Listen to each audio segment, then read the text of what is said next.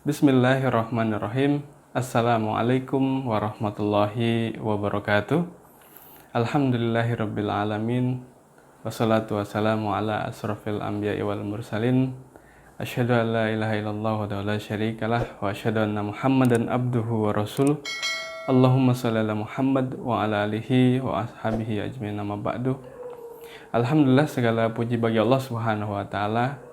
Sobat Hijrah dimanapun berada, kita masih berada di suasana Ramadan ini. Semoga keberkahan senantiasa berada atau dicurahkan oleh Allah Subhanahu wa taala kepada kita sekalian, sehingga kemudian kita bisa melaksanakan hari demi hari kita, mengisi Ramadan kita dengan penuh aktivitas yang beramal soleh. Tak lupa salat serta salam semoga senantiasa tercurah limpah kepada junjungan kita Nabi Muhammad sallallahu alaihi wasallam beserta keluarga, sahabat dan pengikut beliau. Insyaallah mudah-mudahan kita pun mendapatkan syafaat nanti di yaumul akhir. Amin amin ya rabbal alamin. Sobat Hijrah dimanapun berada, dalam perjumpaan kali ini kami akan sedikit membahas terkait masih sama-sama pembahasan terkait puasa. Kita masih berada di suasana Ramadan dengan puasanya. Oleh karena itu ada baiknya kita sedikit mengetahui terkait dengan bagaimana puasa dan segala sesuatu seputar dengan puasa. Di perjumpaan kali ini kita akan membahas terkait dengan kafaroh dengan puasa. Sebagaimana kita ketahui pada pembahasan sebelumnya, ya, kafaroh itu adalah berasal dari kata al-kafir, jadi menutupi, ya.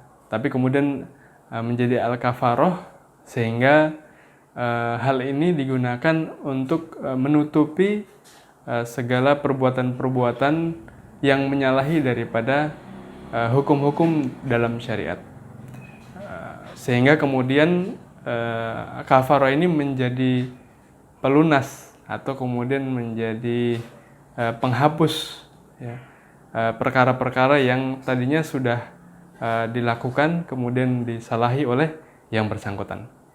Nah, dalam kafaroh dengan puasa ini kita membagi menjadi 3, yakni kafaroh puasa dengan 2 bulan berturut-turut. Kafaroh dengan puasa 2 bulan berturut-turut. Kemudian yang kedua kafaroh dengan puasa 10 hari. Dan yang ketiga adalah kafaroh dengan puasa 3 hari. Nah, yang pertama kafaroh dengan puasa 2 bulan berturut-turut, ya, contohnya adalah ketika seorang suami yang menzihar istrinya. Apa itu menzihar? Jadi ketika seorang suami mengucap kata yang mengarah kepada talak. Ya, kalau di beberapa contoh disebutkan bahwa sebagaimana di riwayat-riwayat yang masyhur seperti ucapan kamu sudah seperti punggung ibuku. Nah, itu berarti dia menyamakan istrinya dengan ibunya.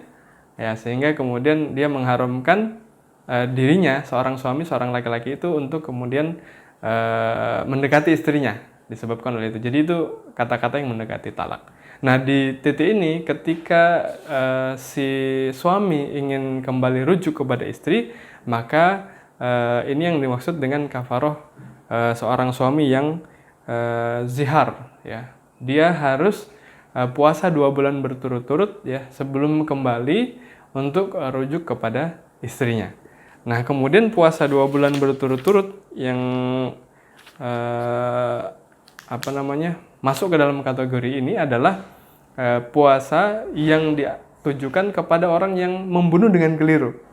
Jadi ketika dia dengan dia membunuh jiwa, ya, jiwa seorang manusia, kemudian tidak sesuai dengan yang seharusnya, maka dia harus berpuasa 2 bulan berturut-turut, ya, dan itu tanpa jeda. Nah, oleh karena itu tidak lupa kemudian kita menyampaikan bahwa ada hukum-hukum lain seperti membayar diat atau denda akibat daripada perbuatan pembunuhan yang kemudian dia lakukan. Nah, yang ketiga adalah puasa 2 bulan berturut-turut, ya, sebagaimana pembahasan di perjumpaan sebelumnya adalah ketika seorang suami ya berjima atau berhubungan suami istri pada saat bulan Ramadan. Ya, maka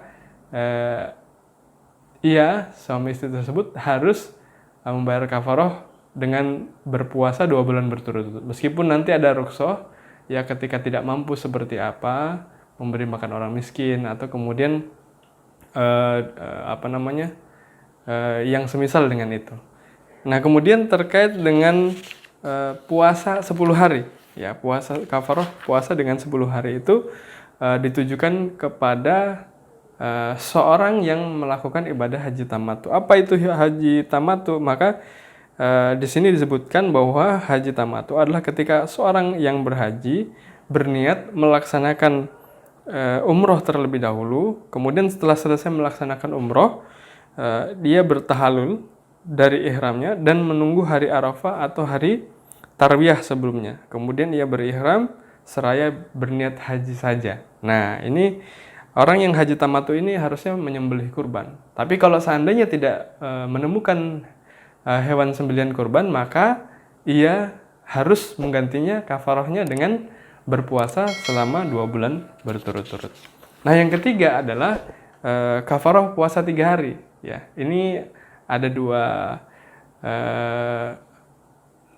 kategori. Yang pertama adalah orang yang kemudian melanggar sumpah. Ketika seorang bersumpah, maka dia harus kemudian mengganti sumpahnya itu dengan puasa 3 hari berturut-turut. Ya, mungkin bisa kita temui banyak dalil yang menyebutkan hal tersebut. Yang kedua adalah kafarah puasa 3 hari juga. Ya, tapi ini terkait dengan nazar. Ketika seorang bernazar, ya, punya azam atau punya tekad, kemudian dia harus misalnya kalau sobat hijrah ingin supaya ujiannya lulus misalnya. Kalau seandainya ujiannya lulus, saya mau bernazar mungkin sodako atau apa ya. Tapi kemudian nazar ini tidak terpenuhi. Ya.